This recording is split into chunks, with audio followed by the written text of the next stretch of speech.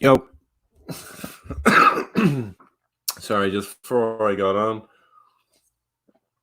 got a back door not far away from me, and the screen door is going back and forth, and so I had to go shut it. I didn't want that to be background noise. But how's everyone doing? Anyone even here? I haven't even checked. No one. Okay, cool. Well, I hadn't done a live stream in a while, so I thought I'd just come on, see if anyone wanted to chat or ask questions. I'm mostly researching second year players right now. I've been trying to combine NFL stats with college stats, something Jetpack Galileo did apparently a while ago. I did a few things which basically accomplished the same task using year one to reject year two, but I thought it was an interesting process. So again, you can name it better if you combine rookie profiles and college stats. People actually understand what it is. So I was just going through that. Let me see here. 2019. It basically does the same mental calculation, or the calculation we've been doing mentally since 2019 for us, but I'm just trying to find the best stats and the best way to go about it. Let me see here. Let me share this with you. All right, let's go full screen. Okay, this is a 2019 result so far. Like AJ Brown, Metcalf, McCall, and then Marcus Brown, and then Deebo Samuels. You can go about it a few different ways, and I guess what I'm looking for is the best correlation to the most interesting fantasy stat right now. This is the stat we're looking at, by the way. Let me highlight that. All right, this is the thing I'm trying to make. Right now, I've got I'm using expected points, expect points over expected. Something Blair Andrews was using to look at rookies last year, year before, and just combining it with what's the thing I'm combining it with? My post-draft model, in order to predict the average expected points of the first 3 years. For reference, like a top 24 wide receiver on average gets about 200 expected points. So you can see none of these guys are being projected for over 200, but they are top of their class. What I was doing before that was looking at the overall results. So who had been projected to be a top 24 wide receiver, and there's relatively few. But, you know, the right names are surfacing to the top. It's just worth noting that, well, it's predicting average, so it's not predicting best or final, and so that's why they're not getting projected 200 points. Right now, the R squared is, where is it? Around 74% of the variance, which is actually really good. And that's just in my sample of 192 wide receivers that were drafted that play between, 2007 and 2017. But yeah, I think I can do a little bit better. I was just playing around with using expected points instead of projecting actual fantasy points per game, because I thought it'd be interesting. To be honest with you, just use the same stat: expected points, fantasy points over expected, projecting expected points instead of, grouping together fantasy points and expected points. So I was just looking at it. I had to import. It's not in the actual database, but I can include it if anyone wants it. Year one production, specifically for wide receivers, and I'm trying to find the best stat to import. Right now, it loved expected points, and points per game are pretty strong. Target share is good, but when I tested the probabilities, let's do this again. Yep, you can't see any of that. Let me zoom in. All right, so this is a result of the R squared, or the regression testing, just using these stats over here. Let's convert this into a percentage so it's easy to understand. All right, so when it ran a regression on the post-draft, my model, year one expected points and year one fantasy points over expected. It found these p values. P means probability, but while I thought I understand probability, I really don't. Here's what I know. Most statistical models require that probability values are like 95% certainty, which means if you remove this from 1, you get a percentage. And if this is over 95, then it's considered to be within the range of certainty that it's relevant to the stat you're trying to test for. And so all three of these came up as extremely relevant, which to a certain extent isn't to be unexpected, because I'm trying to project average fantasy points, expected points for the first 3 years, but I'm using one of the years of the first 3. So it should have a strong relationship. And that's why I'm starting to think I'll use these to project fantasy points, or the other way around, and see which way works best. My model continues to kick ass, obviously. Let's see what other testing that I do. I tested all of them. That's what I do to start with, just to see where the p-values are. And this is why I started to take out target share and focused on the other stats, because while it has strong R squared, it has a strong relationship to their fantasy points, has a strong relationship to their expected points over the first 3 years.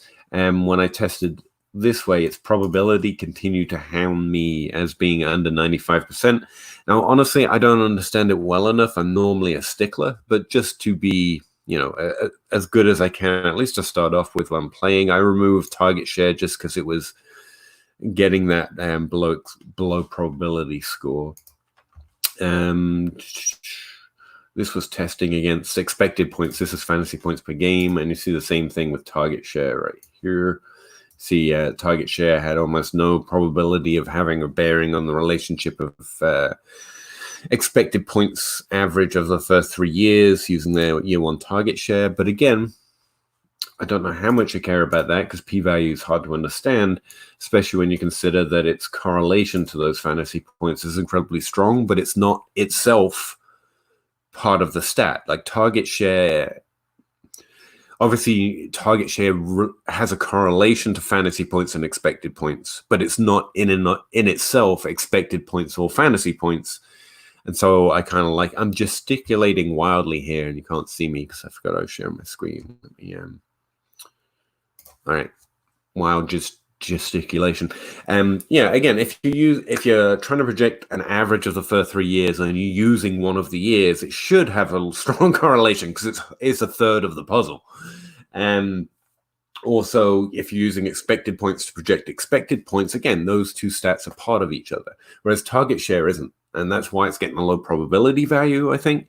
But the fact that it has a strong regression, I'm not sure how to balance those two things, whether I should use target share or not. The other reason I've just kept it out is because, again, to switch back to this thing, this is the cumbersome part of using StreamYard, by the way. If we skip back to this thing, I'm getting pretty much the same adjusted R, multiple R, and R squared, whether I use other stats or not, or if I just use a simple model of 2 or 3 stats. The others are adding a little bit extra, but not much. So I've been removing the low probability ones. The intercept, by the way, I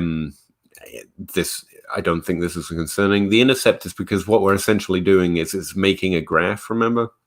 Oh, I need a damn thing. Here we go.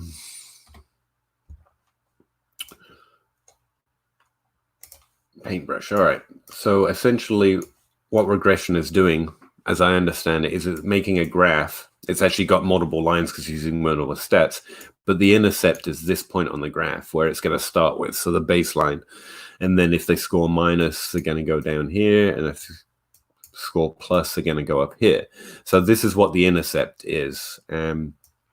It all becomes a lot simpler if you remember this is just an X and a Y axis. That's what regression is.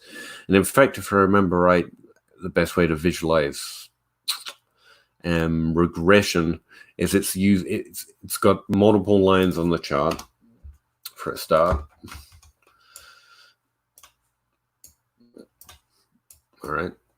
So it's plotting all of these different stats and the correlations it has because of all the different data that's sitting around.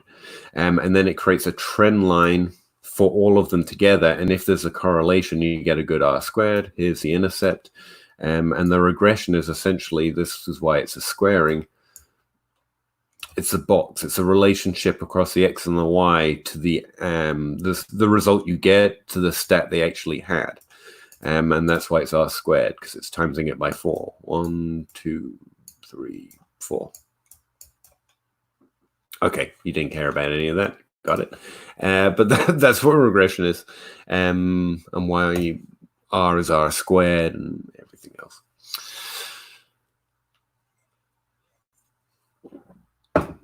On the little thing I just made, Spaceman, no, that was just a hand-drawn image.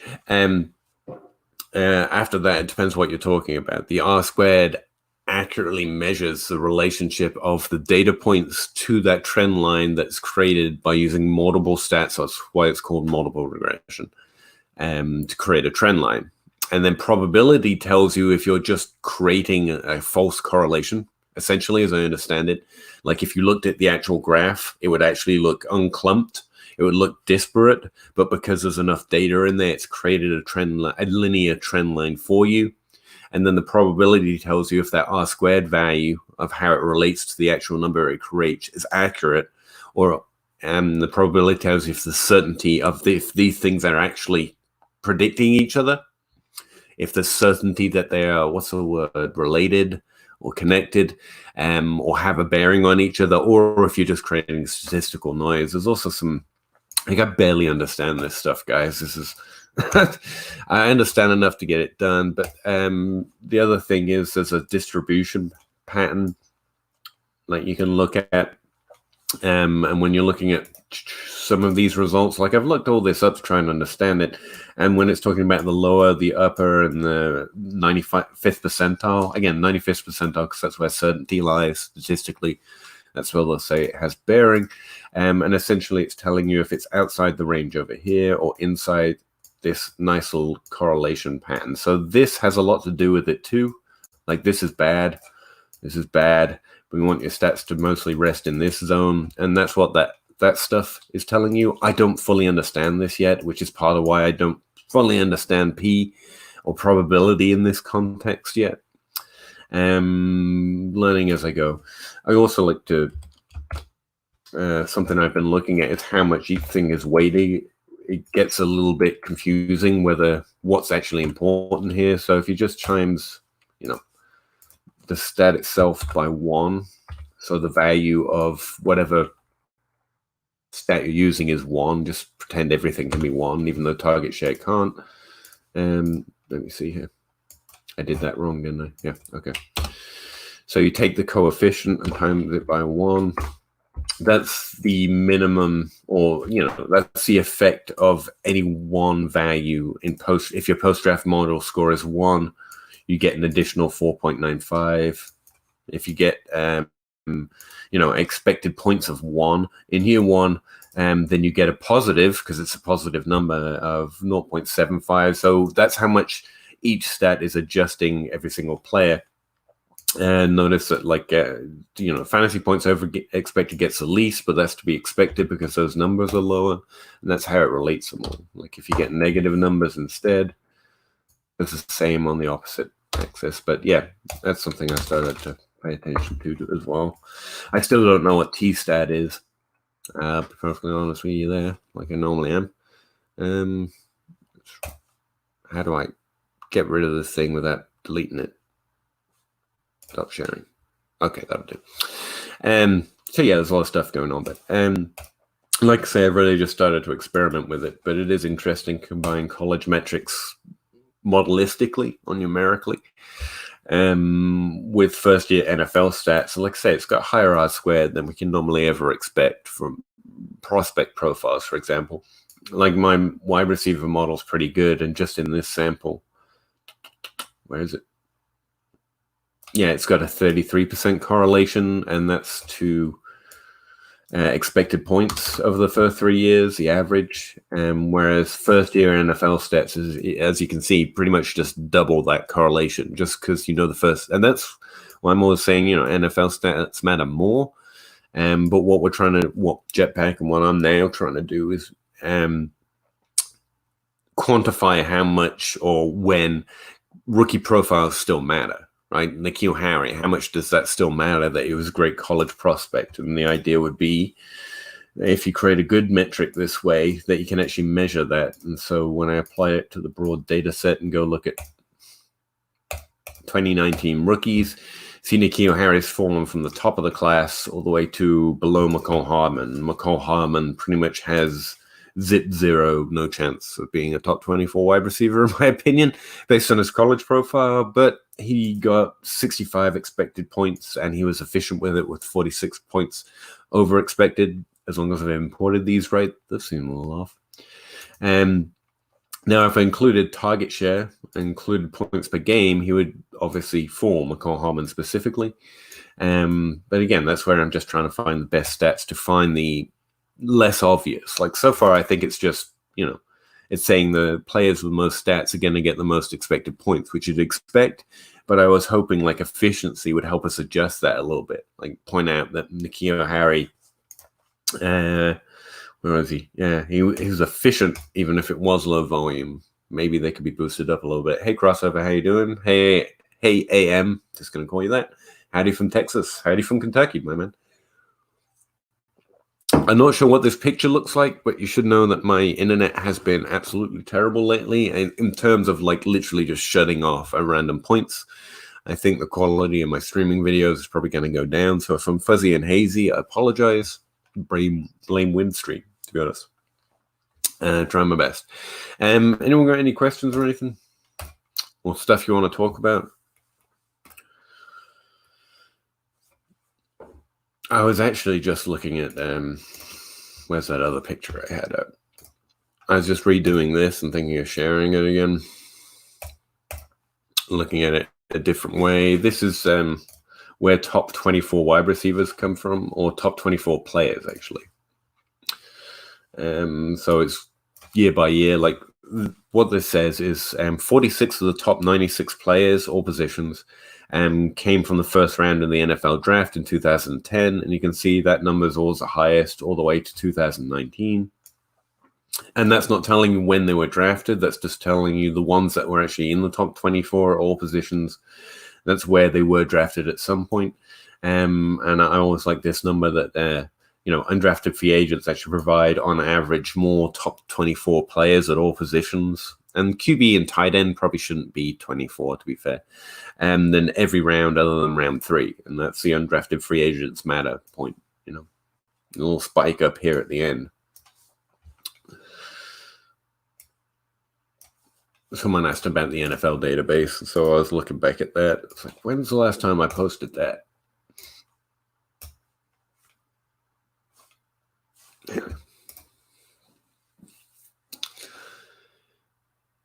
Looks like I'm streaming from Spaceman's spaceship. Yeah, probably. Shh, don't tell no one. I'm on a spaceship. I'll tell everyone I know.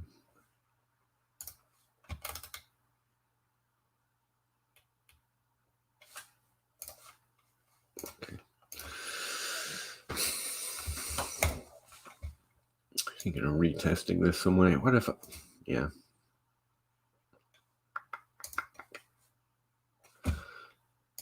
All right. I'm going to run a regression on fantasy points, average fantasy points. Maybe I should be testing like height instead of average. I don't know. Max. Best year kind of a thing. If I test the average fantasy points, use all these year 1 stats. I'll take a look at that correlation again. Non-numerical. Oh, I didn't hit labels. Okay.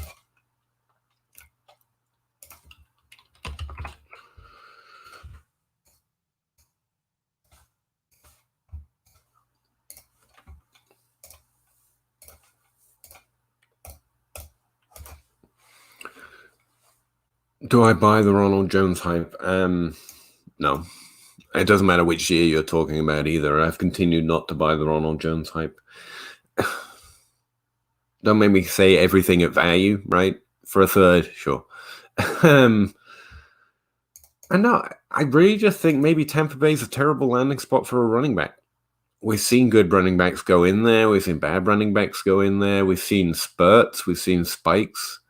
I mean, maybe you need something a lot more than average to become a good running back in Tampa. And that's over different coaching staffs and different quarterbacks even. Maybe Tampa's just not a good landing spot team-wise.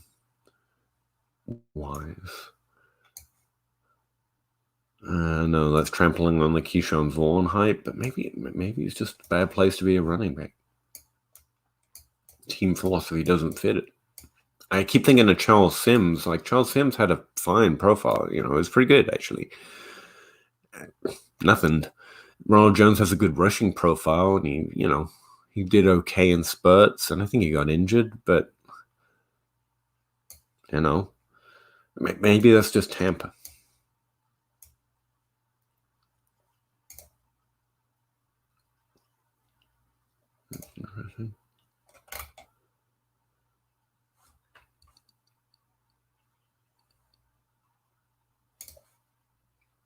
Oh, the target data? No, I copied it. I haven't included it. I liked what he did, but it's still fake numbers, and that's fine. I mean, so are models. Models are fake numbers.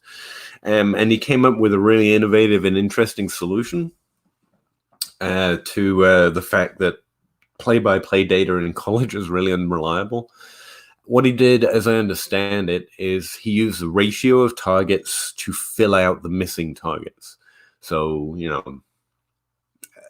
simple math, but if player A is getting 30% of the targets and player B is getting 70% of the targets, and there are 10 missing attempts from the play-by-play data, then he gives 30% to one player and 70% of the missing attempts to the other player.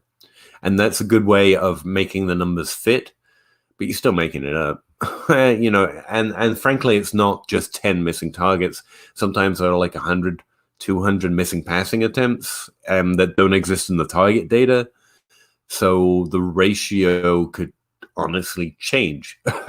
Like on his sheet, he's got a more reliable and less reliable tab, basically. So he's saying from teams where at least 85% of the passing attempts were included in the target. That's a good 85%. So 15% of target attempts can be missing from the good data.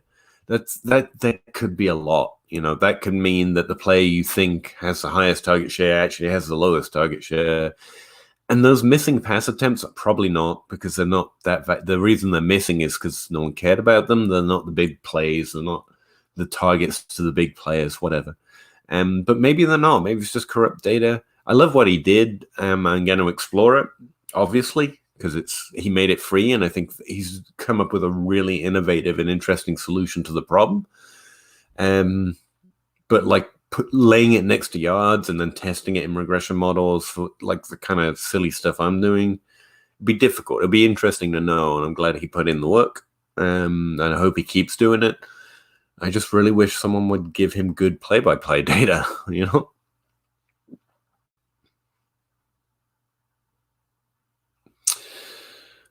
You're trying to prepare for roster cuts as AM.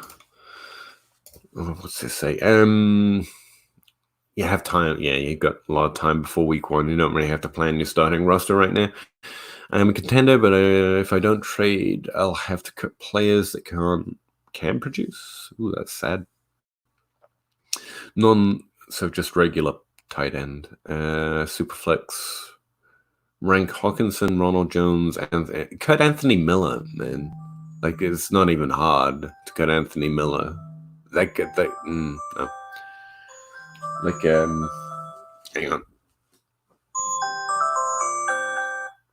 Like, I'm not against a Darnell Mooney above Anthony Miller take at this point. I know he was drafted a little lower. He still got a chance to break out. There were good things on his profile.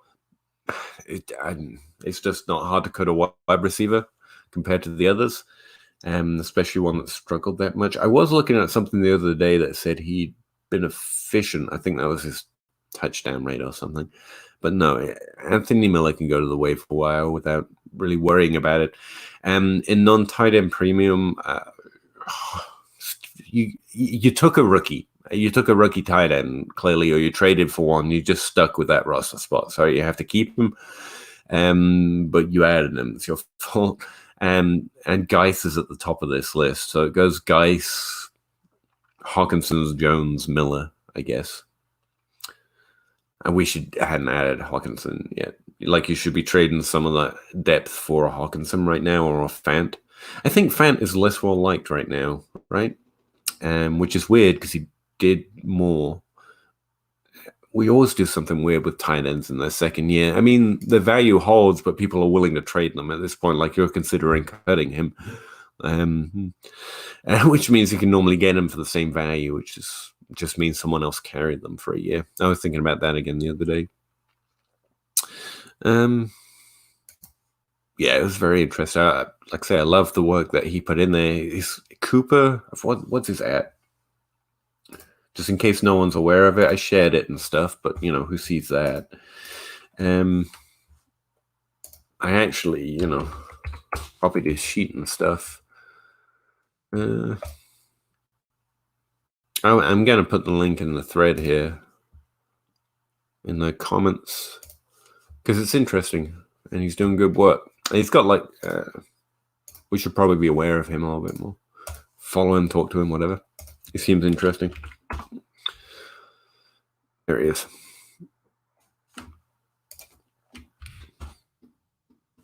That's the link to the thread.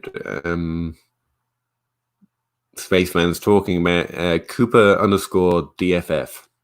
So I guess he works for DFF, Draft Football Folk. I don't know. But yeah, it's a really interesting thread.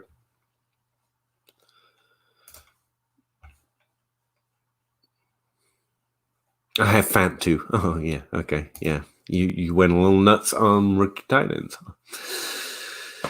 Have Andrews, Ingram, and yeah, you really stuck yourself with 2 roster spots you didn't need to burn then. Hawkinson, Gesicki, yeah, you probably had him for less than Fant and Andrews. In a non-tight end premium, you're just going to have to either accept that you shouldn't have done this or hold them, and you have way too many tight ends in a league that doesn't value them, and you have 2 of the best ones. You should be trying to trade away them, which is why someone else will find them cheap, to be fair. Everyone, Andrews, Ingram, trade.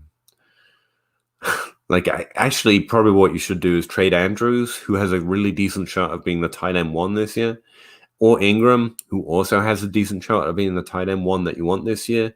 You should trade them and hold on to the others. That's the position you put yourself in when you get young tight ends, frankly. And Gesicki just hit the top 12. So you should be trading him, but instead no one wants him because it's non-tight end premium. You have to trade Andrews and Ingram and ride the roulette of the guys you have left. Probably that's what I'd try and do. Ian Thomas is a drop candidate at this point, especially, if you're trying to drop Rojo or Geis or Hawkinson, you just drop Ian Thomas. Love the profile. Like, you shouldn't be stacking up good tight ends this deep in a non-super flex, in a non-tight end premium where no one's going to trade for them at extra value. That's my feeling on it.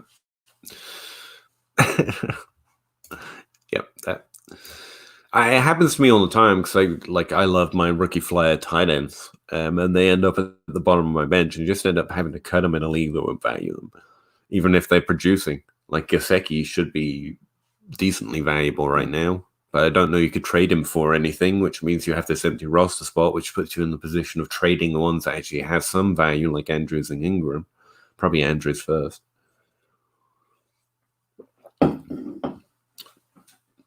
Unless you find a team with absolutely no tight end and in a good position, but then again, they're probably doing what I said in the first place, which is they're just going to keep streaming. They don't need to pay you.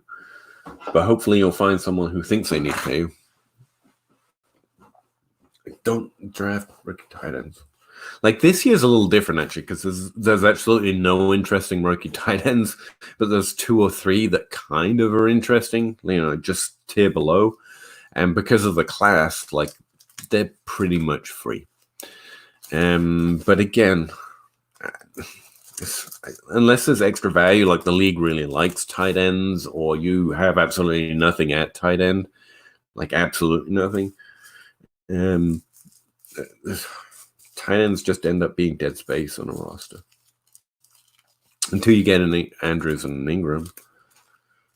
Like Ingram was weird because he broke out year 1. Andrews took 2 years, right? Right now, you can get Hawkinson and Fant because you're considering, and everyone's considering cutting them in that situation. That's how you get Andrews. That's how you get those guys before it happens. I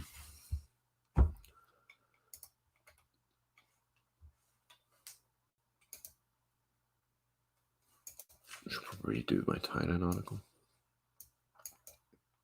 I actually finished an article the other day. I stopped writing the ones I'm writing and just started a whole new article because I knew I could get it done in a day. I wrote up my strengths of schedule thing. You don't know what that is. I made a strengths of schedule for 2020 using 2019 fantasy points against. Yeah, it's really easy to write up. Just do the process, what it says, and a few takeaways. Easy compared to most of the stuff I'm trying to research. So this is a strength of schedule. I think I've shared it with most people. If you haven't, so like at quarterback, Chicago's got the best quarterback schedule. And the only thing I'm considering, even though I've already written it up, is these points against as using the whole 2019. Maybe I should just use the last 4, 5, 6 weeks or so instead of all of it. I especially like what's actually most interesting to me is this distribution right here. Like Chicago's got the best schedule overall if you average them, but they also have a really strong start, which is where the data actually might matter because we have no 2020 data. Same with Carolina. They've got all these really plus matchups right at the start, whereas Green Bay, actually they have a few. But a lot of these guys are getting middling matchups at the start, and most of the positive matchups are coming at the end when the data actually means absolutely nothing. This is why it's not sticky. 2020 is going to look real different. So, like Indianapolis being ranked this high, like I don't think that's right. The schedule looks fine. I'm not judging the actual schedule, but like all their positive games coming at the end based on 2019 stats, it's just. And I believe that.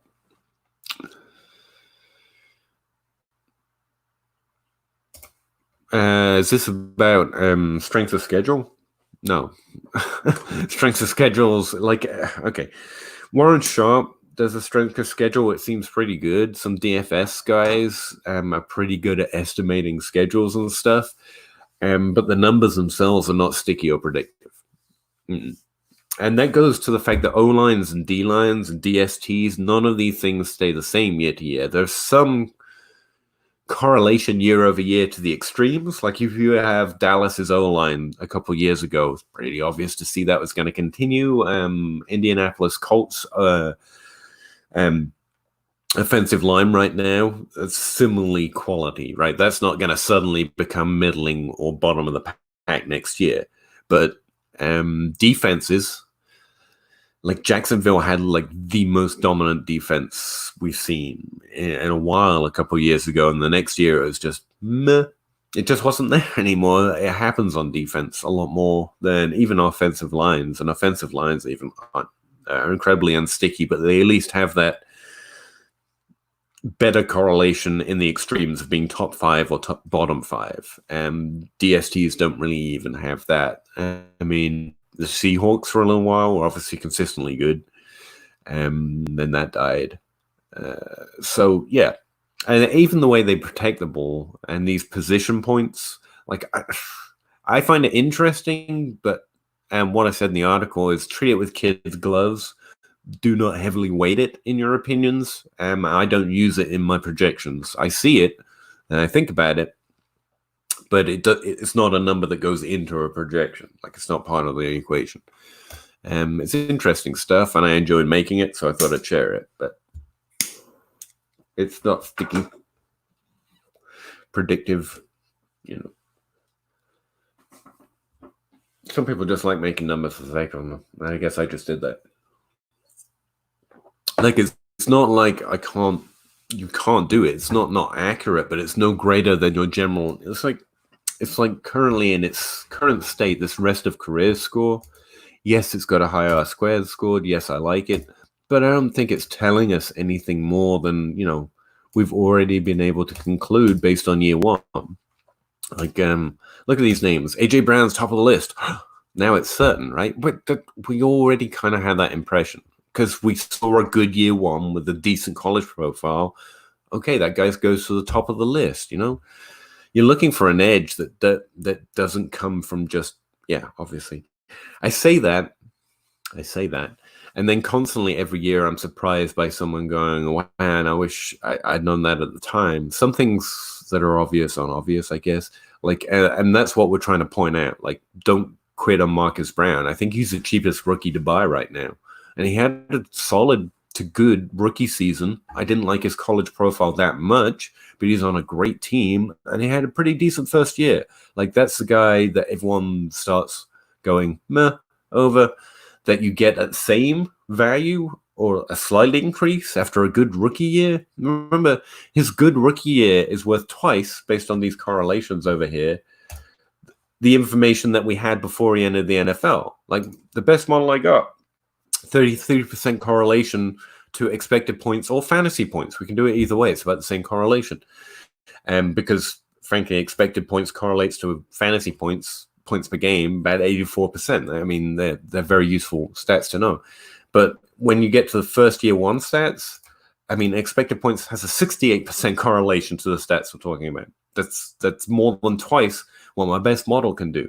Same with just points per game, has exactly twice the correlation to what he's going to do over the first 3 years.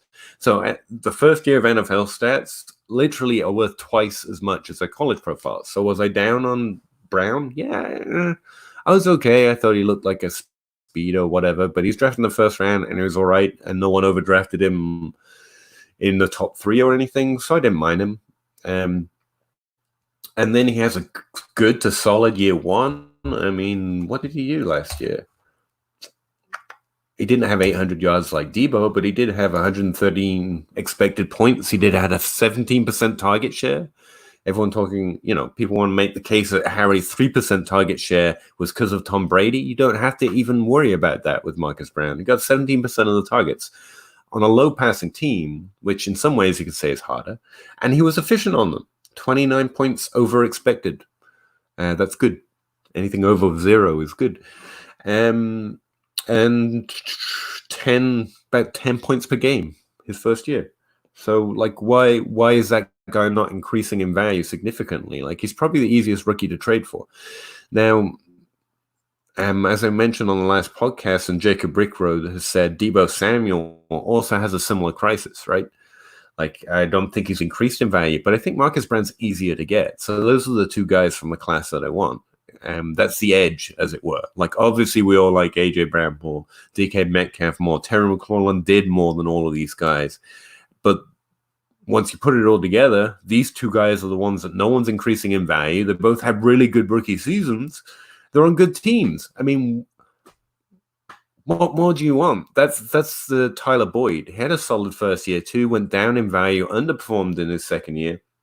Because that's something I need to talk about on the podcast. Cincinnati hates rookies. Cincinnati doesn't play rookies. And that's consistent over several coaching staffs. So it's something endemic in the organization, I think, like running backs in Tampa. But anyway, but he had 700 yards because AJ Green went down. Like, there was a bunch of injuries, if I remember right, his first season. And he went down, and I don't think because he underplayed, just because the team hates rookies. It hates second-year players. In his third year, he got the opportunity. He was able to earn the opportunity back. And I think that's why his like, they had no choice but to play him that first year. They really didn't want to. And so they diminished him in his second year, somewhat intentionally, maybe. just keeping him off the field, trying some other things. But like he showed enough in his first year, he had like 700 yards or something stupid. Like if a rookie has that many yards, they're instantly more valuable. Like again, NFL stats are twice as predictive as any college stat we can make. So 700 yards is significant for a rookie. And then he breaks out year 3, and now everyone thinks he can be top 12 because we keep doubling down. But that's the Deebo Samuel, that's the Marcus Brown corollary this year. They both had good rookie seasons. That's all you needed. Stop complaining about getting everything that you needed. AJ Brown had a top 24 season, and that's incredibly rare. But everyone knows that. No one's selling you AJ Brown's cheap. There's no upside there. They're hoping for, the valuing him at a top 12 season. Metcalf, same thing. McLaurin, I know there's enough guys out there like me that put shade on McLaurin that I think his value might be lower than it should be. He's the most likely, I think, to break out into the top 24 next year based on his production. But expected points likes him less than Metcalf, to be fair. And I do expect, I don't think he can be more efficient. I think he has to get less efficient. He could get more volume, but the team sucks. So, he's a hard buy. You almost want to go the opposite way. Like, this stuff seems obvious to me.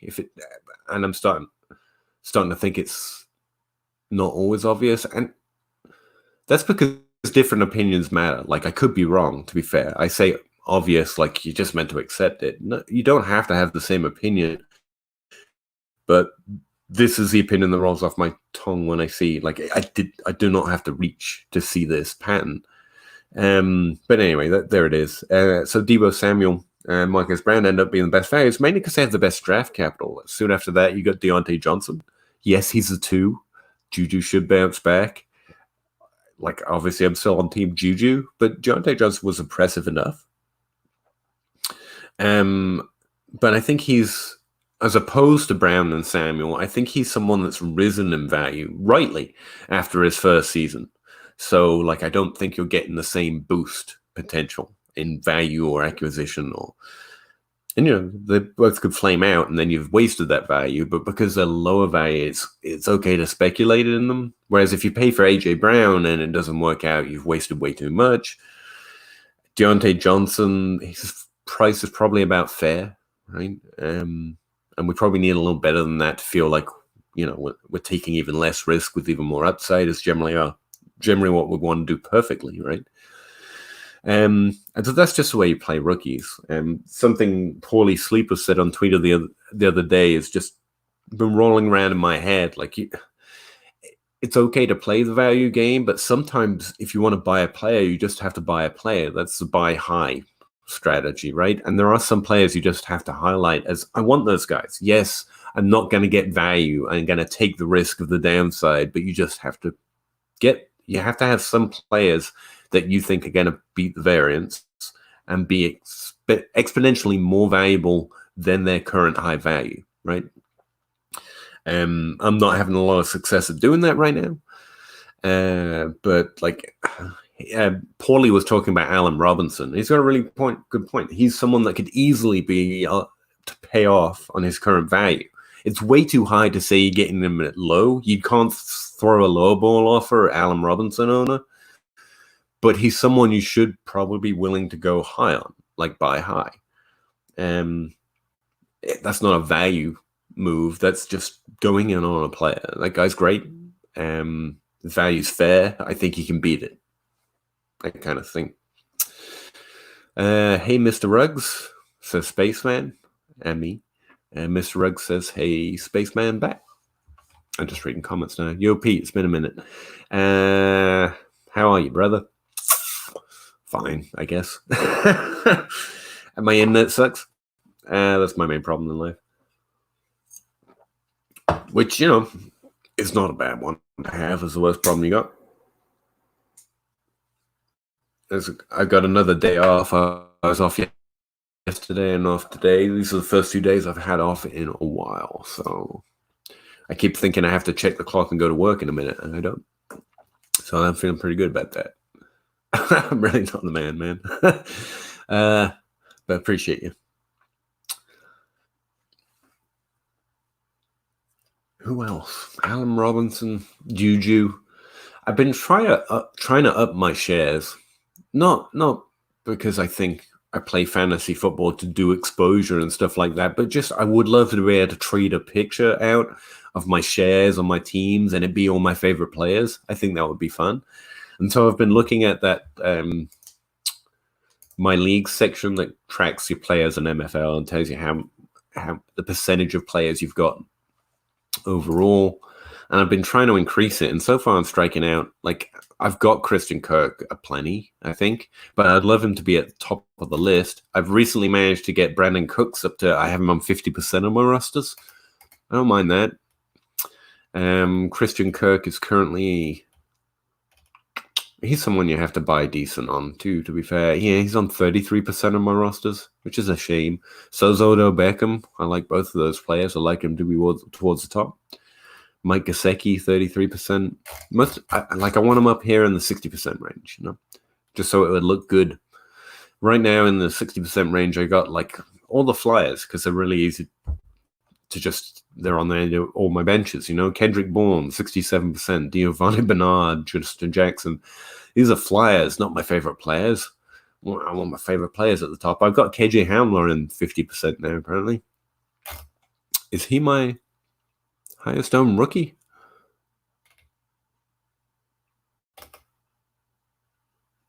He must be, but he's not showing up on the rookie list. Isn't that interesting? I have him on 50% of my rosters, but he's not showing up in the rookie shares. That's weird.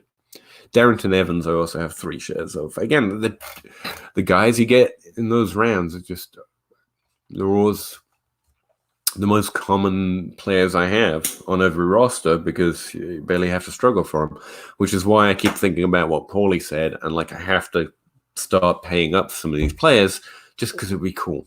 I just want all the Christian Kirk. Allen Robinson's a good one. Juju's a good one. Odell Beckham's a good one. Who else? All of those guys cost serious money, and if I can put it together, I want to pay it. Calvin Ridley, yeah, kind of. I think everyone feels that way about Calvin Ridley, though. But yeah, I'll put him on the list of trades to send. I've been trying to buy up Mike Gesicki's. That's not working. Because I thought his value would increase significantly after being top 12, and it hasn't. So I'm like, okay, I'll go back in. He can do it again. He can be the Austin Hooper of his class. How are my Marcus Brown shares? Poor. I think I have him once. I was actually sending out offers on him today. Because, again, I was thinking about these rookies. And, even Jacobs focusing Debo, and I acquired one Debo just because I didn't have him anywhere. And I think I've only got him on one roster, so I sent out some offers on him. And people don't want anything. They just don't. The minute you send a trade offer, they're like, no, just keep them. I don't have first to trade. I don't. What's that offer I sent out? I'm trying to send decent players or add him as part of a package, with a better player. Because the problem with Marcus Brown is my players are either much more valuable or much less valuable. I'm finding that middle ground's tough.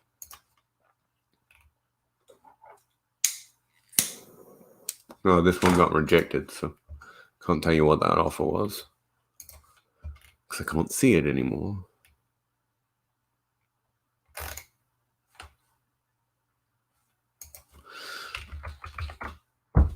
I'd love to own some more Marcus Brown, to be honest with you.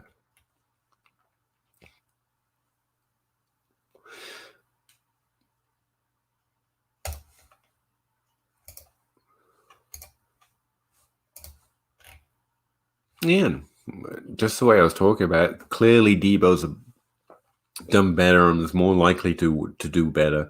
Terry McLaurin is, DK Metcalf is, AJ Brown is, obviously, but Marcus Brown was fine. He did well. Better than fine. It only really works if I can get him for, late 2019 first value, because that's where he was drafted. If I'm paying more than that, then the price is fine, and I'm not buying low. That's not a acquire high kind of a player for me. That's a buy at value kind of a player. But for that, you kind of need something sexy on your roster people are overvaluing. I don't really have those this year.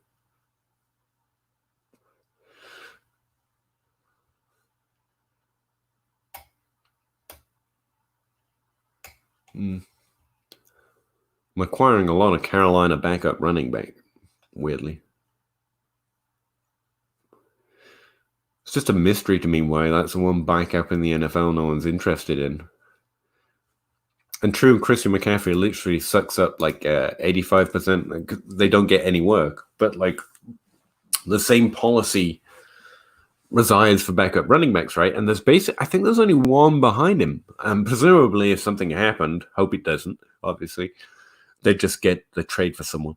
Or they'd find someone off the waiver wire. But until then, with my last roster spot, Jordan, whatever his name is, share, it looks just fine.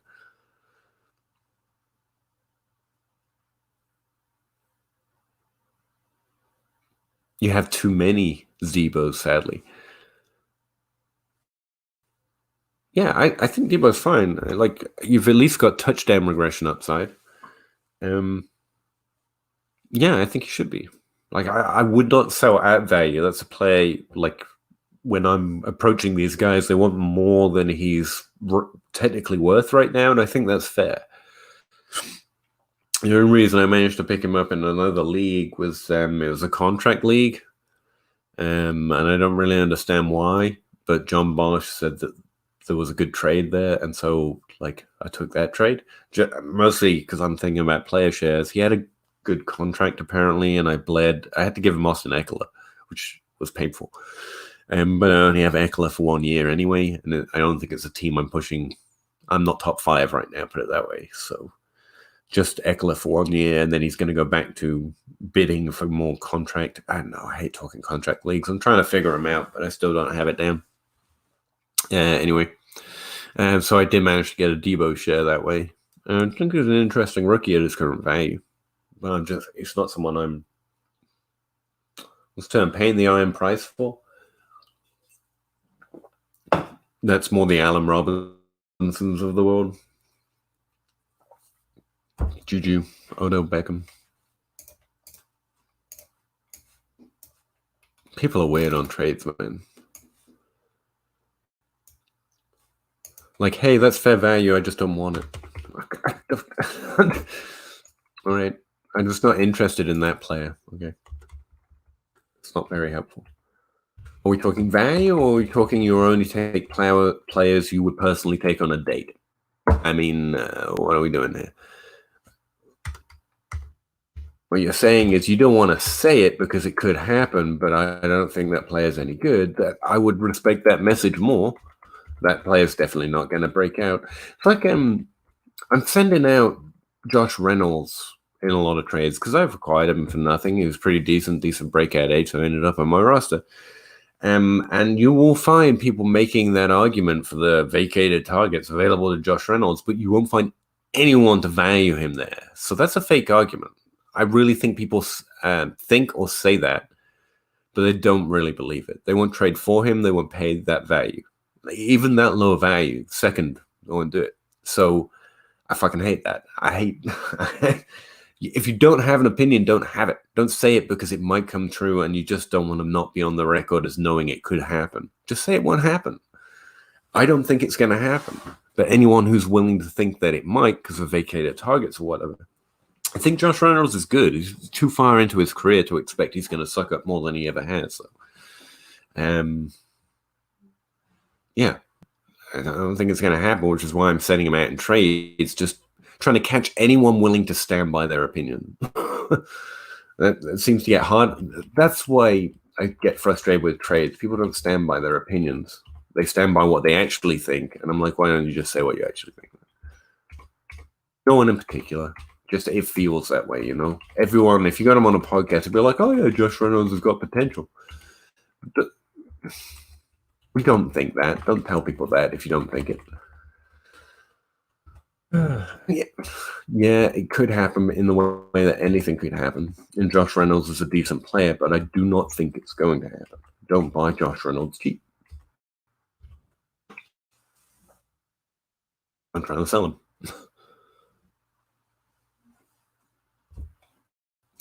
See, people say this stuff, and I understand why people get frustrated listening to podcasts. Like, I just saw someone saying they got him for like a second and a third and some player, and I'm like, I don't want to not in my leagues, man.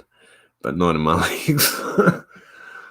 Like, I just offered Julio in a trade for Allen Robinson. Nope. It's worth a little bit more than 111, you know? Well, in my opinion. Not in his, apparently. Maybe. I've been getting, I've got the most, talking rookie shares here, I've got the most, like I said, of Darrington Evans and KJ Hamler, because I have more third-round picks than I have first-round picks. But I've got 2 Justin Jefferson shares, and I've got Denzel Mims. That's who I'm getting at the end of the rounds. I don't have any Rager yet, which is sad for me. People saying he's fallen to the end of the first round for them. He's not there for me, so I'm taking Jefferson and Mims so far.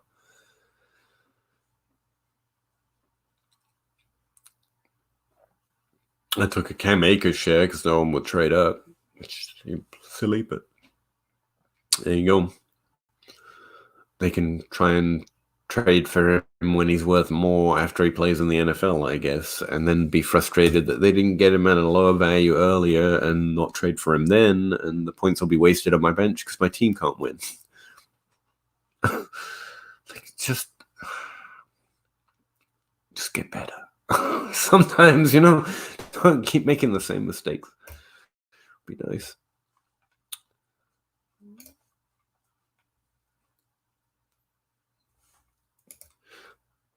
Yeah, again, sorry, I just saw this question, dude. Who's been the one that you're grabbing? But I guess I just answered it. I'm getting a lot of Evans, a lot of Hamler.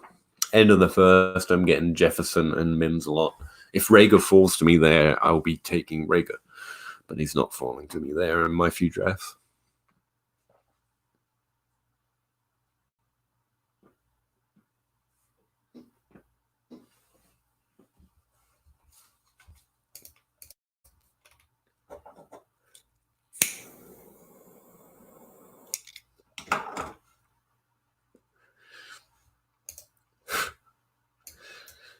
N'Keal Harry and Kelvin Harmon have reasonably equal expectation moving forward based on this rest of career score. Almost exactly the same expectation, actually.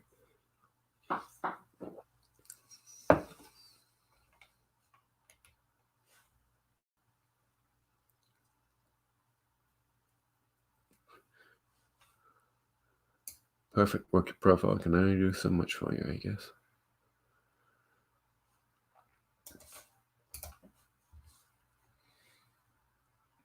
Uh, 107. I took Akers at the 107. I don't know why. Well, I do know why he was there. It's a super flex league. 2 people went quarterback, which makes sense.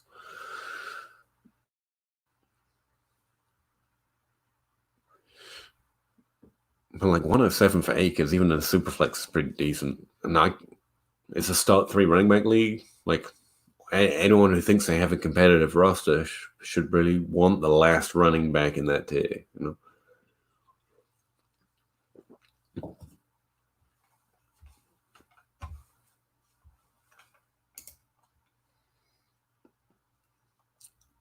They didn't, so I was wrong. And then I really screwed up my second round pick. I went to bed. Apparently, they just screwed me.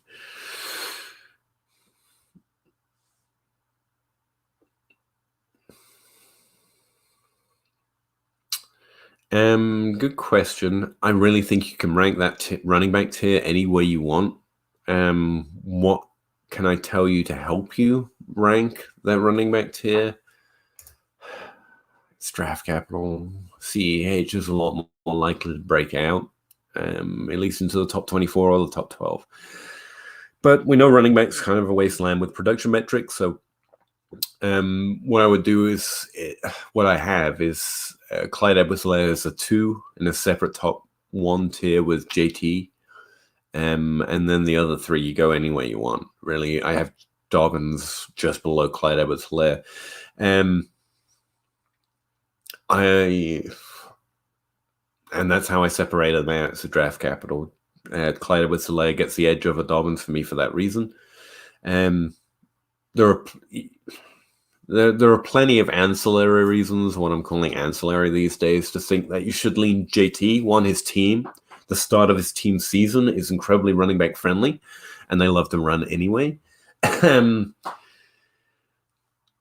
He's much more typical running back size-wise, stuff like that. And he did nothing. There was no negative. Is that the way of saying it? No, it's probably not the way of saying it. J.K. Dobbins' college profile is rock solid. Like, he was great. He's one of those running backs who averaged 20 points a game throughout his entire career. And there's no question. This guy looks like a good running back. He was taken in the second-round team by a run-friendly team. The only reason JT is over him is because he's even more solid. Clyde Edwards-Helaire sneaking ahead on draft capital, I think, is fair. But if you're it's one of those decisions where if you're uncertain about it, just go Dobbins. You're going to feel like crap if you take Clyde Edwards-Helaire and then Dobbins breaks out. Whereas if you take Dobbins and Clyde Edwards-Helaire breaks out, you're going to be like, well, yeah, I kind of knew that. It's fine. I like Dobbins. You know what I mean? That's kind of the way I weight that. It's how it's going to play out. Like if Dobbins struggles year 1 and you could have had Clyde Edwards-Helaire, who's going to be fine in Kansas City,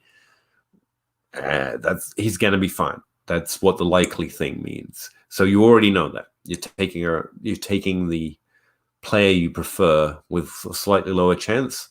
That's the way you should play. That's the way I try and play fantasy football. You know, I know I'm taking a risk here, but I know what the risk is, and I prefer this player. Take Dobbins. It's fine.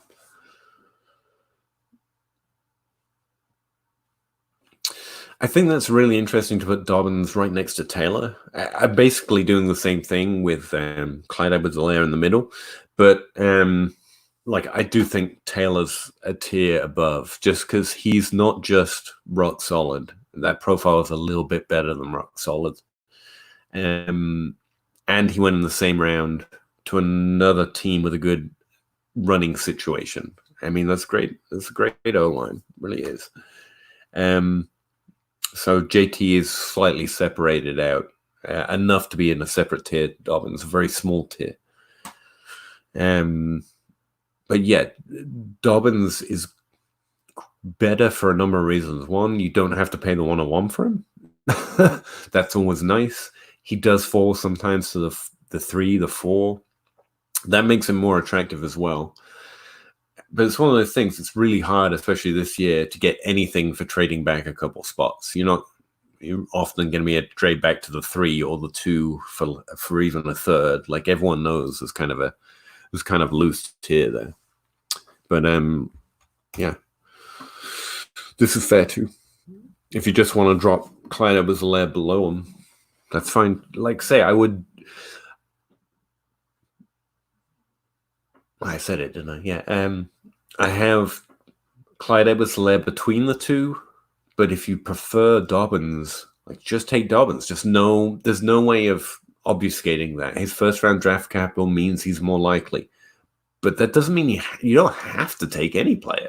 You know, that's what knowing the risk is, right? If it happens that way, Clyde Edwards-Helaire breaks out, which he should, and Dobbins doesn't. You were taking that risk, but you love Dobbins. Maybe Dobbins breaks out into the top 12 and Clyde Edwards-Helaire breaks out into the top 24. That's the reverse, and that would feel amazing, right? So just take Dobbins. But there's nothing I can tell you that says Dobbins is more likely or better, a better pick. But it is for you if you prefer the player. And honestly, I get it. I don't know. Something about the landing spot, the physical makeup of the guy, the fact he was really good in college and isn't talked about in that top tier. It's always kind of the guy you like, you know? So I get that. Yeah. Don't have any Dobbins. I mean, Ryan McDowell stumps up for a player. You just listen to that, right? And I think that's why Ryan likes him as well. Really great player, really great situation, and he's just slightly below those other guys for most people. Like, yeah, that's the guy you want in Dynasty. From a narrative point of view, I would say JT has more concerns. He has a bigger concern than Dobbins. Like Dobbins, we know what he is, and he was decent in the passing game, decent in the rushing game. Balanced might be the way of saying it. Whereas JT only got receiving work in that last year, which means it's fine, but his averages look off. He looks a little more unbalanced towards the rushing game. If anyone's going to Trent Richardson of the two, I'd imagine it's JT, which is, a horrible thing to say for the top running back this year that I have ranked number one. Actually, he's not that likely to do it. Like Montgomery looked a lot more Trent Richardson-like, and I think we're seeing that. None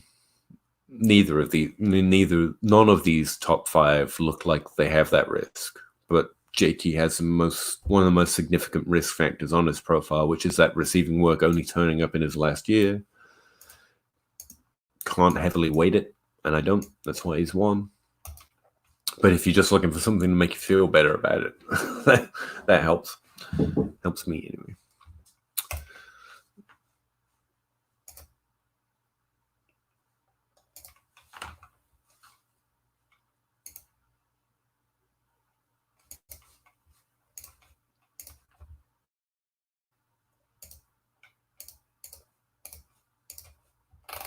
Running back schedule.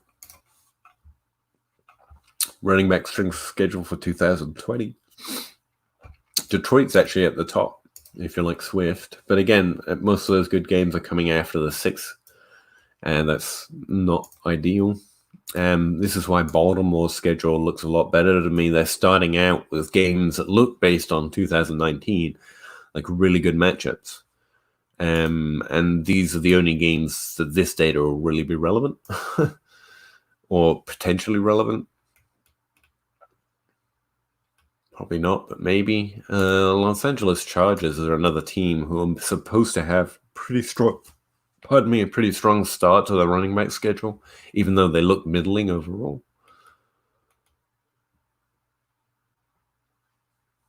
Rams look like they suck. Luckily, Gurley's out of there, so we're okay there.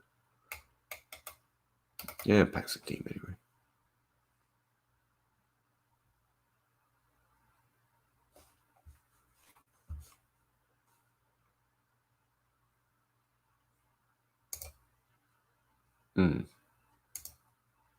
How do I? There we go.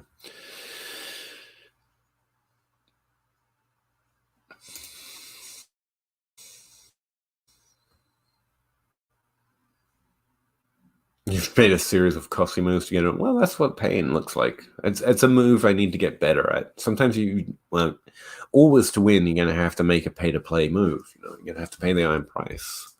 And you're looking at, I guess that's why you're trying to decide by Clyde Edwards-Helaire and Dobbins. Who knows? Maybe JT falls to you, but I'd be fine taking Dobbins right there.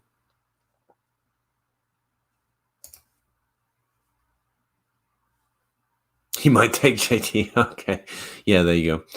And well, if it's a super flex league, that puts you in a good place. Right? You can take the quarterback if you really can't make up your mind about it. Or you get your choice of two really good prospects. Like, again, I know it's difficult to keep in context year after year after year, and we normally think draft class per draft class. All these running backs rank higher than the running backs from last year. So you're already getting a better prospect than Montgomery or Sanders. Sanders closer, but like even he would struggle to get to the middle of this tier. So you've got a pretty good barrel with pretty decent sized fish here, and you just handed yourself a shotgun, right? Gotta hit one. These quarterbacks as well, frankly, rank higher than everyone but Mayfield, right? I'm not a quarterback value either. I'm not going to pretend to say that you should take the quarterback there. I normally do based on value, but if you're trading up to win, like the move you've made to get up to the 102, I think you should go running back. I like 1 QB leagues. Don't hate on them. I like simple. I really like simple vanilla leagues. I don't know why. I don't know why I'm built this way, but I just like knowing everything that's going on before I already start looking at rosters. I don't have to keep going back to the scoring format and be like, wait. There was points for return yards, wasn't it? Like, I get it because there's extra edges there, and the harder you work and the more time you put in, the more edges there are, the more likely you can gain an advantage. But, that's not fun for me. But anyway, yeah, I like 1 QB leagues too. Standard PPR, which is an interesting phrase. 1.5. What's a guy to go with? With what?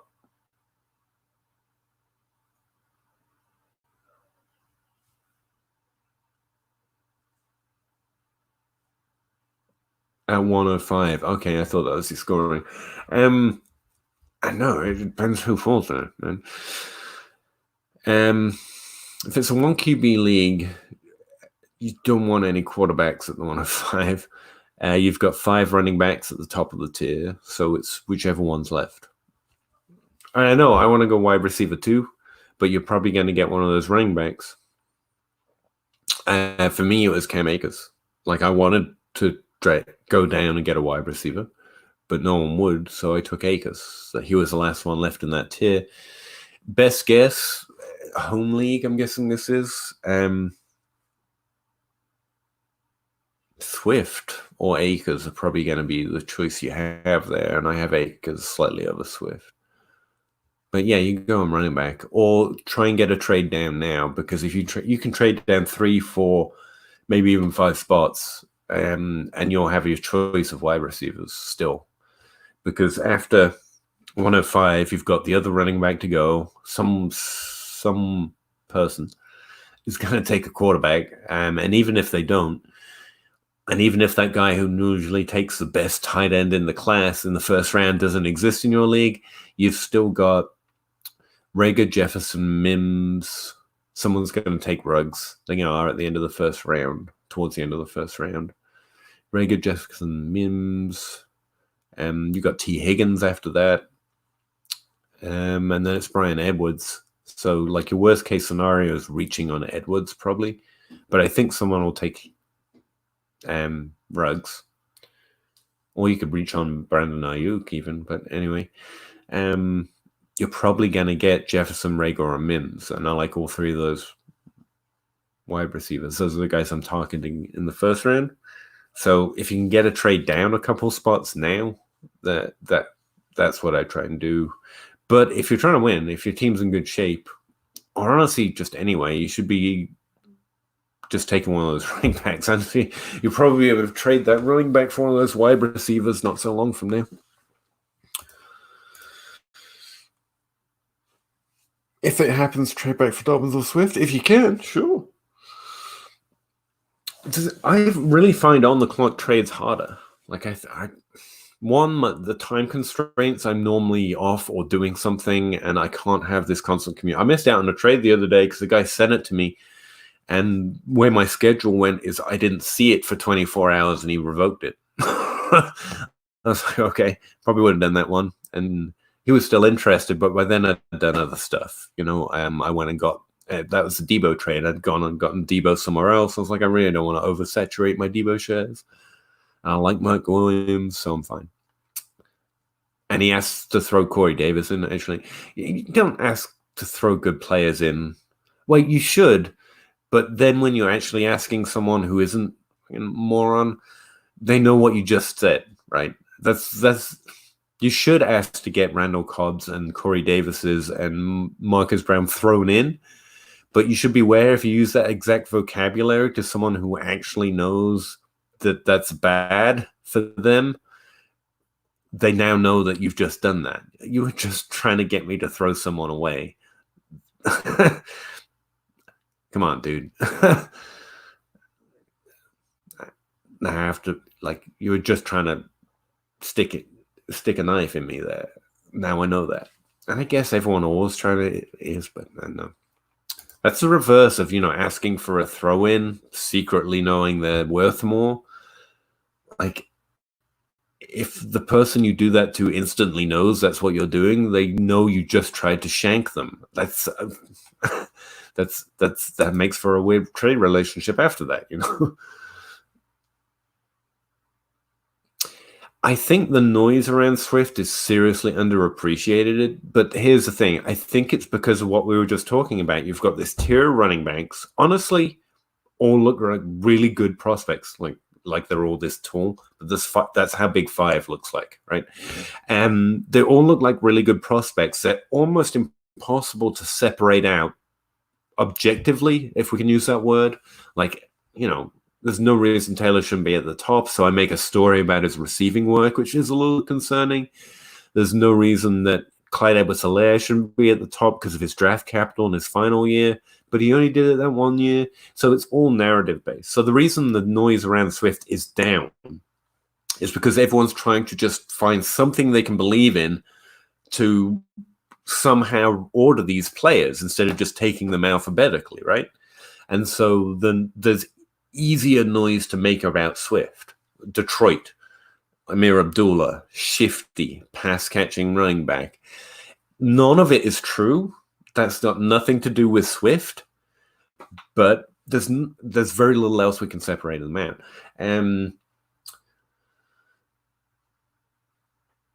So in the same way that Dobbins can be a favorite in this pack, Swift can be too, right? He falls to the bottom for a lot of leagues because of stuff that doesn't really matter, and he looks great. Like, again, this guy looks like a better prospect than David Montgomery, and you're getting him mid-round when last year you were probably getting him top 3, right? I mean, there's 2 running backs, and then we went to N'Keal Harry, unfortunately, and wide receivers. So yeah, David Montgomery was a lot higher draft pick price, and you're getting a lot better prospect in Swift later. Like, it's hard to accept that. Like, I should be able to get more, or I have to trade up, or I have to value him more. And I agree. Like, Swift looks really good.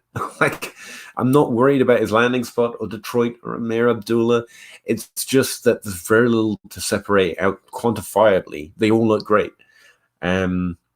The reason he fell, I think, overall, he's just has, again, slightly less production. Akers, Dobbins had better points, PPR points, essentially, points per game as well. Akers was a little bit more of actually, Akers and Swift had similar receiving roles, but Akers is a little more productive overall, if I remember right. You can look at my database to see the way the formula breaks it down. And Swift looks like he would be the RB1 in last year's class. It's fine, but it's not fine. I'm feeling very AJ Brown about this class. I love that player. I want that player, but like, there's all these other players around him, and I end up getting them and not him. That's true with Swift. It's true with Dobbins. It's true with Akers.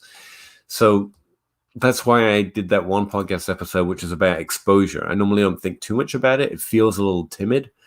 But in this class, it's about trying to if you've got multiple leagues, that's kind of good because you want all these players and you're not going to have to get them in all leagues when you only have one pick, mostly. So it becomes that kind of game. Yeah, Swift or Akers is probably going to be there for him, and I'd be happy with either.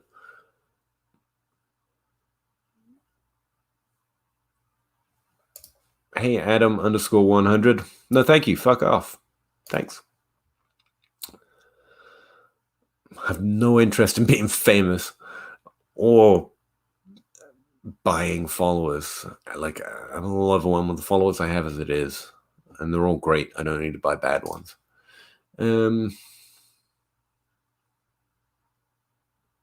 Okay, my top four wide receivers: Keenan Allen, Marcus Brown. I'm guessing M Brown, which is good. AJ Brown, there you go, and Corey Davis. No, I don't have a second double yikes. Okay, um, yeah, you're set up. Keenan Allen's one of those people on the Allen Robinson list. Like, significant concern around the team.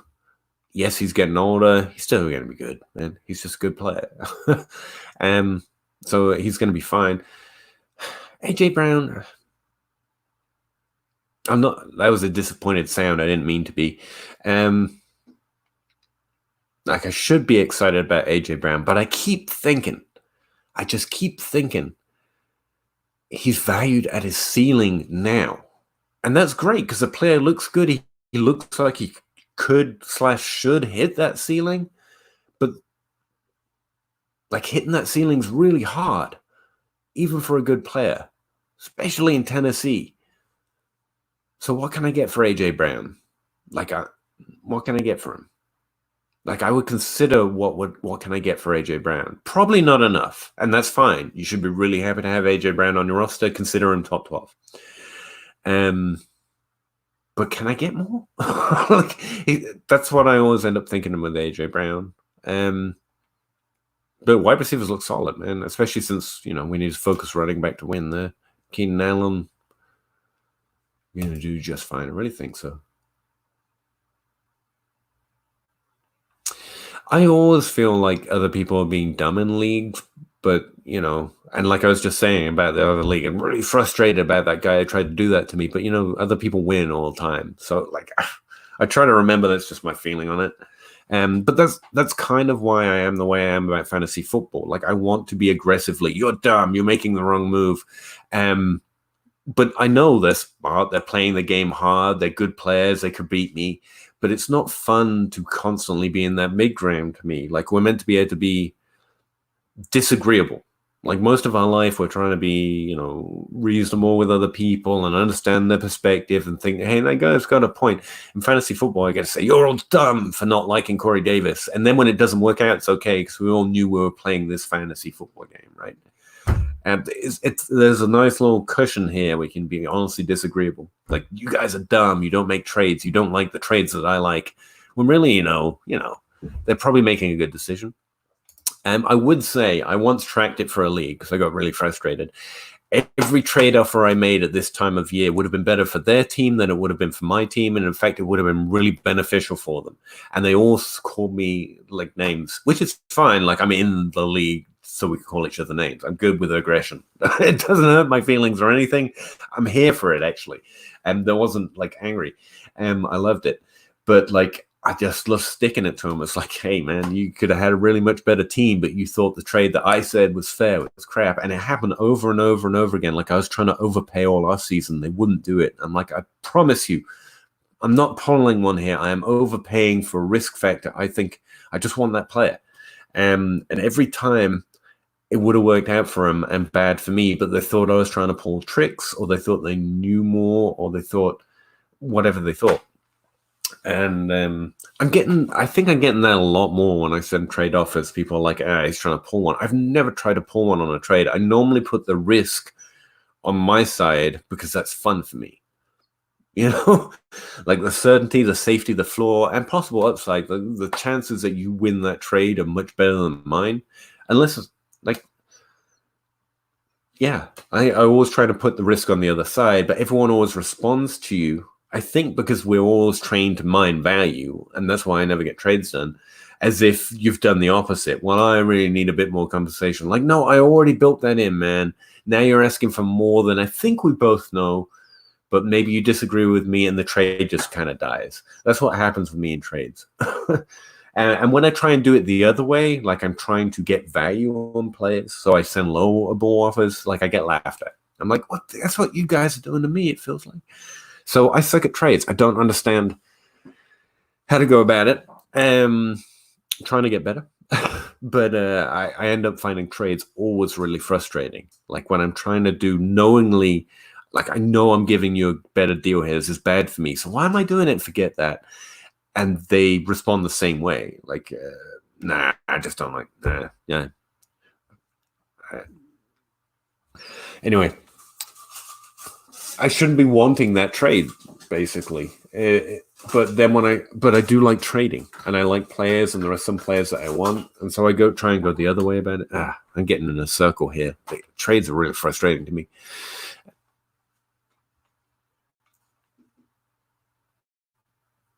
That's how Big Five looks like. Real math here. Yeah, that's that's. Yeah. Personally, I liked it. Could Swift see the most carries year one? Yeah, anyone could. That's the thing, though. I think Kerryon Johnson, Mark Ingram, and Marlon Mack all pose different but reasonably similar sized threats to the workload. Like Mark Ingram's probably the biggest threat because he's the best, and also he's an incumbent. But at the same time, the team went out and drafted Dobbins for a reason. So they plan to go that way eventually, but they also want to use multiple running backs. That's very clear as well. So there's significant risk there. And Marlon Mack has been really good, and the teams continue to just be completely okay with him, but they also went out and got someone better, probably with the intention that they're going to focus that a little more. So Marlon Mack's a little bit less of a threat, but it's comparable. And I know we all hate Kerryon Johnson here now, and he's constantly injured, but he's not going to start the year off injured. And he's been really good, let's admit, when he's on the field. The only reason I didn't get owned for saying he couldn't be top 12 last year was because of an injury. He was trending that way, and it was scary because I said he couldn't do that. His target share was a little lower than it needed to be to get there, but he was a lot closer than I felt comfortable with. So he's really good, and he sucks up the volume when he's on the field, and he's going to start the year out there. So is it a little less of a threat? I would say a little less of a threat than Mark Ingram and Baltimore. A little more of a threat than Marlon Mack. Because, again, while I love Marlon Mack, the team's made a very clear decision here, and he's really the only threat. I mean, you've got not Austin Ekeler, the other not Austin Ekeler, who should suck up receiving work. For some reason, I have him a lot as well, and I can't remember his name right now. The comp running back that catches the ball. Anyway, but yeah, the Colts probably have the least threat, so JT would be my favorite to lead rookie running backs in touches, rushing attempts. That back door's come loose again. So I sound like I'm in a horror movie. Anyway. So JT is the most likely, I think, to get the most heaviest workload and the quickest, pouring out for Marlon Mack, but it's probably going to go that way. Dobbins has the second best, I would say. Yeah, I'd say it was Dobbins, but Dobbins has got threats from two different angles. One, Mark Ingram, and two, that team is fine with everyone being a running back. So, that's weird-ass committee. They're also going to run so much it might not matter, and they're going to use Dobbins, and Dobbins is good. So, I'm not too worried about it. But it's a little, I'd say, because there's multiple ways that can split. When there's only one way that can split for Swift. Yeah, I don't think you have a bad take there. I do think JT is the most likely to get the most touches. So if I was to lay my money on all these guys, again, they're better prospects than last year's class, and they all stepped into the volume they wanted, no matter what the threat in the depth chart was. Probably less of a threat for Sanders, and Montgomery's still on that team. But to be fair, Jordan Howard, he did suck up volume. So, and be decent with it, okay with it, terrible with it, but. And again, so was Montgomery. So, yeah, if you want to go that route, I think that's a fair way of ranking a tier of players. It's really hard to separate out. And if you feel like Detroit's situation's better because Kerryon's going to be injured and there's really no one else there, yeah, that's a way to get Swift above Akers. For example, Akers went to the Rams, right? Yeah. Oh, well, there's another one. Their schedule sucks for running backs to start the season, apparently. I mean, early on, tough run teams, right? Who are they playing?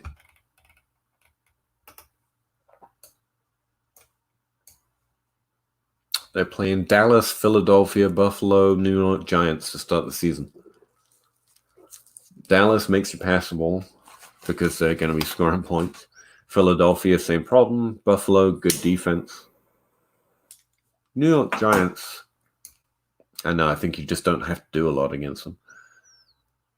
Low plays. But their running defense might be better than their passing defense. I have no idea. Not an IDP guy. Hines, thank you. Yes, Naheem Hines. Thank you, Kyle. Appreciate that. That was bugging me. Good with aggression and regression. I'm actually better with aggression than regression. Like I was saying earlier, and like I know most of what turns up in regression analysis. I wouldn't say I'm perfect on it. I still don't know what a T value is, for example, and I don't really understand the upper and lower 95th percentile result that turns up. I think I've got it mostly, but not really. Swift, it will be between Spaceman and P.A. Howdy. Probably.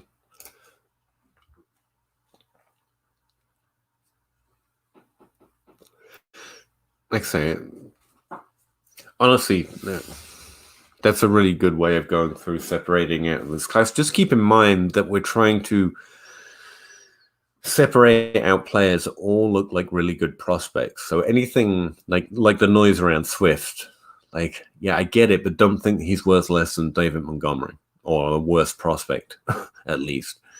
Like we got to throw some noise at some of these players to rank them, but they all look really good.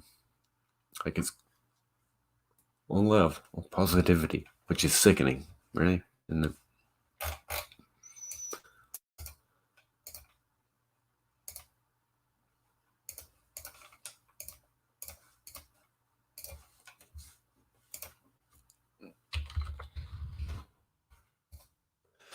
Okay, we have 8 viewers. We've been on for an hour and a half. I don't know why I'm saying those things other than not for it not to be silent for a while. If anyone missed the start of it, I went over a projection model that predicts year 2 players. Mostly, I think it just fills a consensus opinion on them. It didn't show anything particularly weird, but I did like the value. I still like the value on Deebo Samuels and also Marcus Brown, especially based off of that. Also, we found out once again that I suck at trades.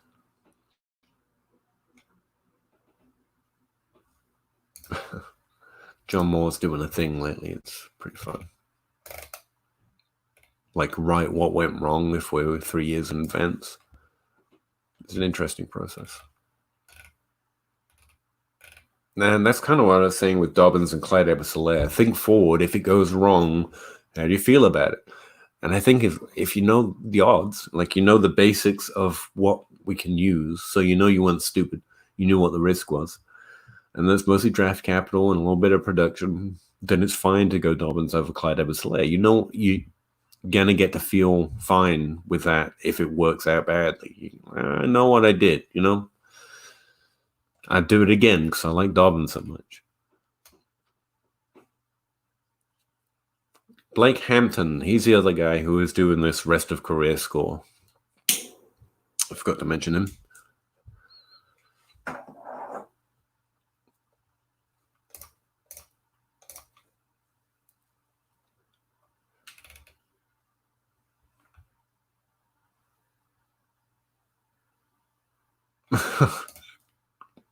I love Paulie. He's funny.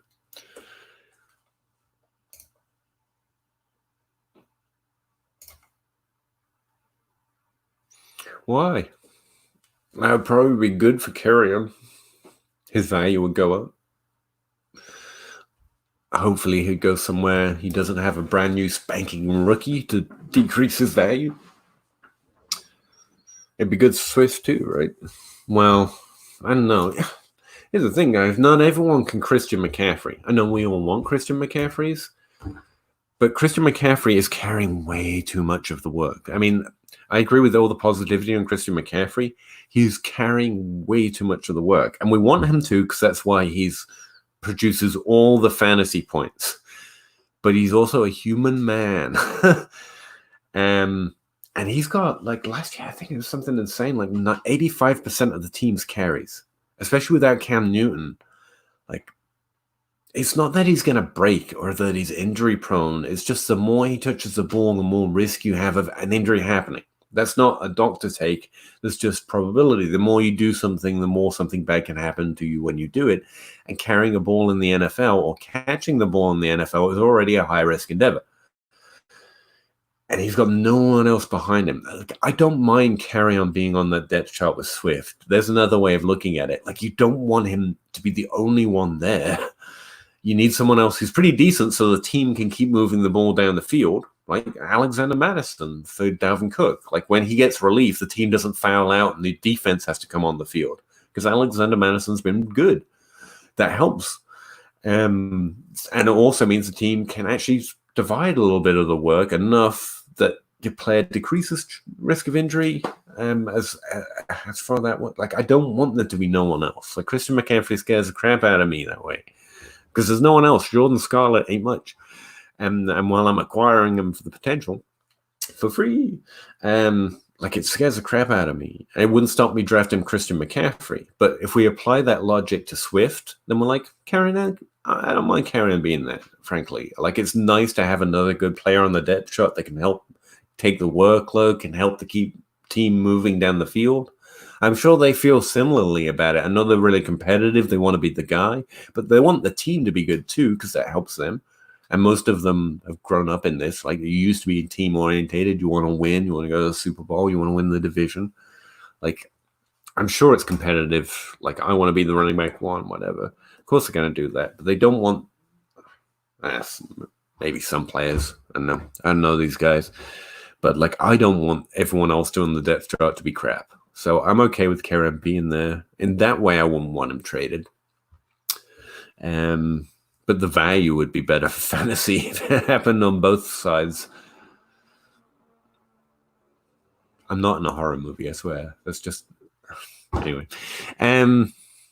You've taken Akers over Swift. That's still fine. Look, Akers has no competition. Darrell Henderson is no competition for Cam Akers. And that's someone who's honestly buying into the missed tackles data on Henderson, but he showed nothing in year one. And this goes back to the wide receivers too. Like, that's running backs that can have, like, we didn't see nothing out of Henderson that suggests he's anything like a threat, like Kerryon Johnson, like Mark Ingram. Like, he's no kind of threat like these other guys have. If anything, thinking in this way that's why I have Cam Akers above Swift. Like, both of them have really good profiles. Like them both more than David Montgomery or running backs in the last two classes, really. But Akers has none of that fear. The fear for Akers is, one, the team seems to be floundering. It's got Jared Goff at the head of it, which doesn't give you a lot of faith. But it's not about the player or his role. And that's positive. And he was really good in college too. Again, all these five guys were all really good in college. That's the problem. So yeah, don't feel too bad about taking Akers over Swift. You can still make a great case for Akers being ahead of Swift. It's just, remember that doesn't mean Swift is bad.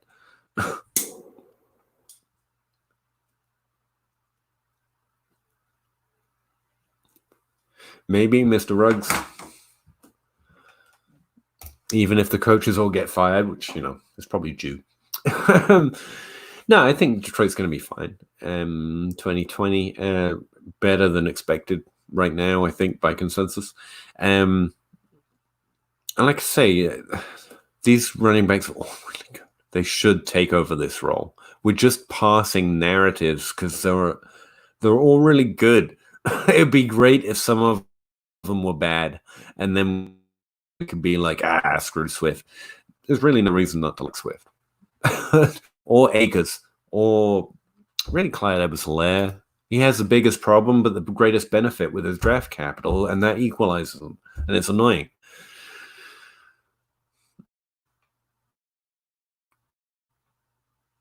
The best value, that's fair.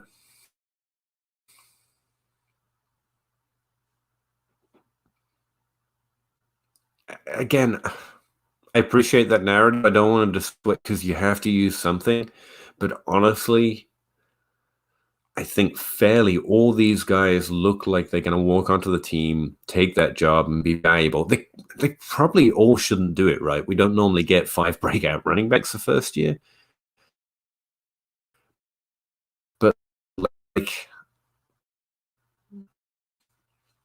there's no objective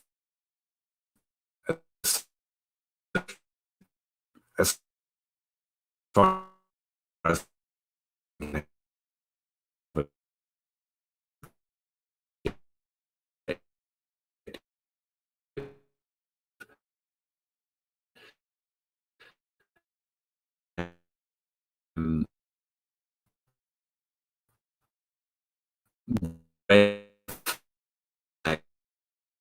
on these profiles. Think one is not going to do it. One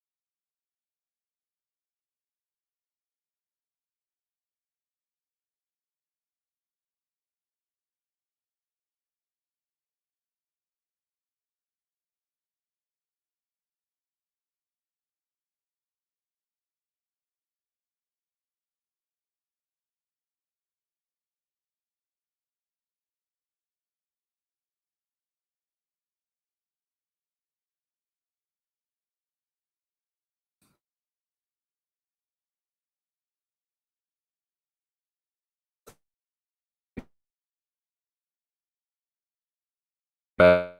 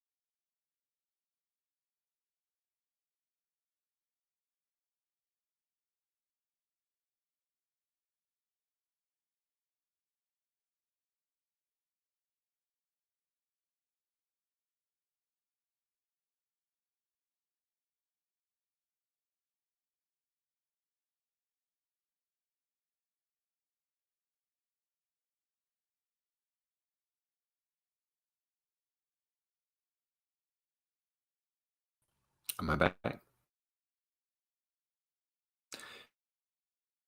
Again, hey guys. All I'm saying to you guys is you can arguments for or against all of these ways, like the rankings, my rules. So I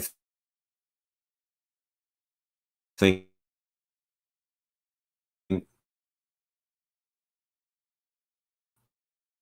JT's the best.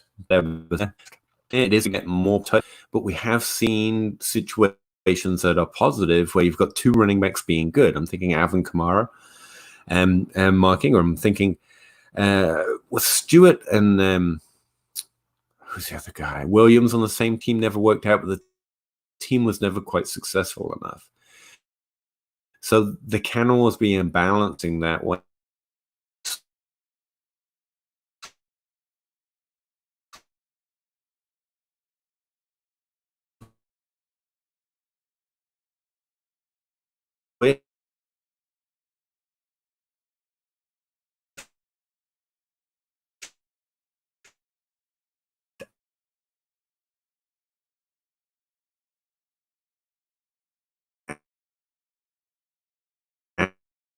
And